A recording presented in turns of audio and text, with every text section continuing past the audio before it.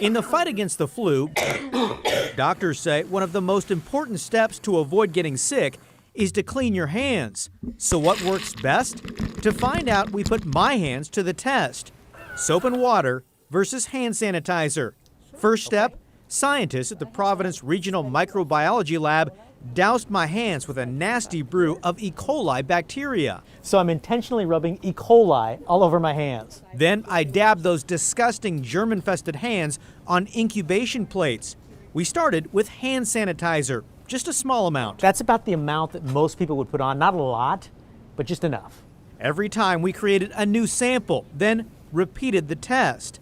Next up, a healthy dose of hand sanitizer. My hands were literally dripping wet. I put 3 squirts. I'm not sure most people would put this much hand sanitizer on their hands. After that, we compared soap and water. That meant more nasty bacteria. Another dose of E. coli. After dabbing our petri dish with E. coli, it was time to wash up with some soap and water, but not too long. That was brief, about the time most people would take at the sink. We repeated the test again, but this time, heavy washing. So this time we're really gonna wash. I scrubbed with soap and water for almost 30 seconds. After our test was complete, the samples went into an incubator for 24 hours. Then we got the results. Remember that nasty E. coli? Take a look. Remember, that was on my hands. But after using light hand sanitizer, here's the before and after.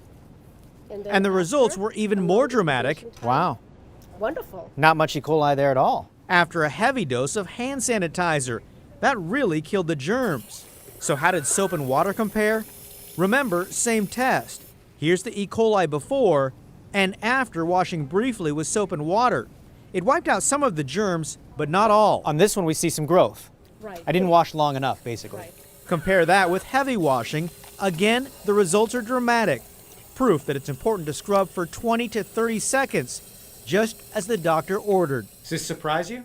Not at all. This is what you would anticipate. Dr. Tobias Push, an infectious disease specialist with Providence Health and Services, says, in our test, hand sanitizer proved most effective. Take a look at our results. That's hand sanitizer on the left and soap and water on the right. To be effective, that hand sanitizer has got to contain at least 60% alcohol, and you've got to use a lot of it. You want to have them feel wet, and you want to lather it in. You want to essentially, as long as you have the product in your hand, you want to keep your hands wet until it slowly dries out. Hand washing is also effective if done right.